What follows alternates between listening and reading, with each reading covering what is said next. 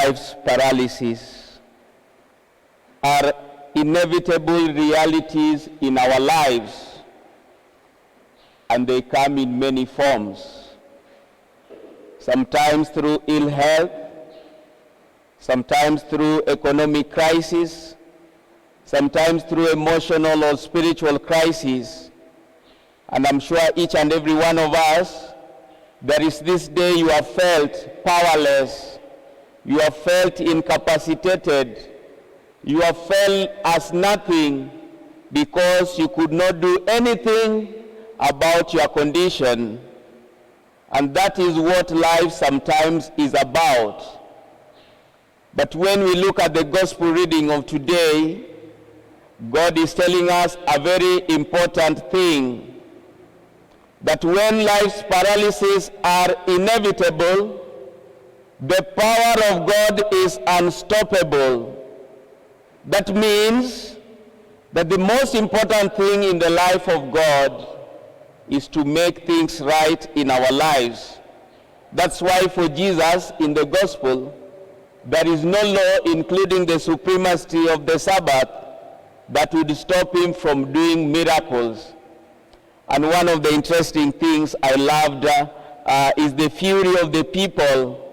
And sometimes I say, one day, God will do a miracle in your life, and he will annoy your enemies by blessing you, by giving you miracles, and by filling your life with his grace. That's why God is calling upon us this morning to bring our paralysis to him. When I look at this man, there are three lessons that come to focus.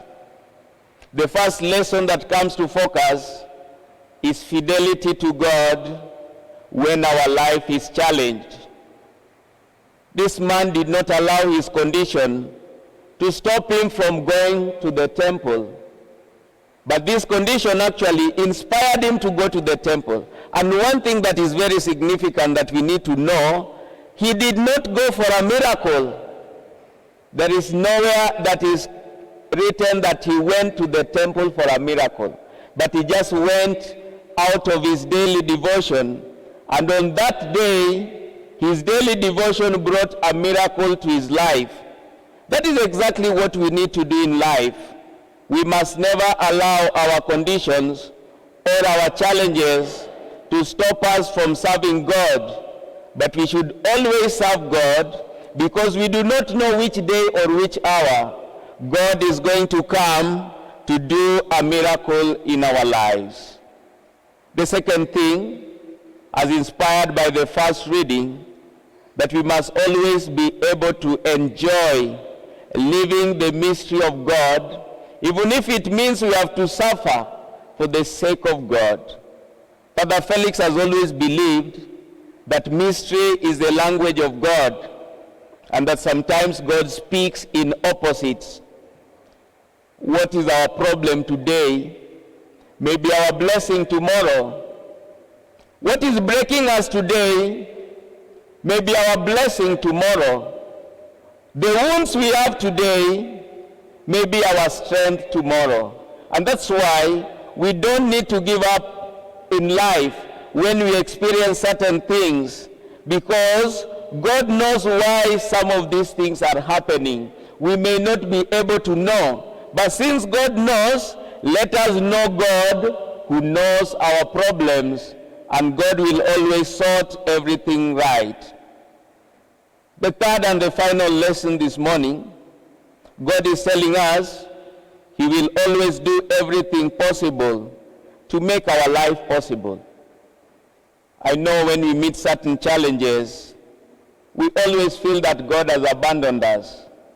But one of the things we must be convinced is that God is working behind the scenes, and our problems will always make God arise. One of the things I've believed since I was a young boy, which is true, that God does not sleep. And why does he not sleep? Because he's sorting us out. That's why we must know, just like Jesus today is breaking the law of the Sabbath to effect a healing, one day, one time, God will break a law to bring a miracle or a blessing in our lives. And that's why God is calling upon us that in whatever happens in our lives, we must go deeper. Everything that happens must drive us to go deeper. The deeper the wound, the deeper our prayer and our faith. Sometimes the harder the life that we experience should actually give us the grace to pray more. And that's why nothing should stop us from experiencing the will of God. When I was a young seminarian, there is this thing I always wrote behind my door. When we speak, God listens. And when we listen, God speaks.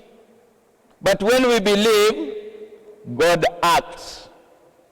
Today, God is calling upon us to believe, and He will act in our lives.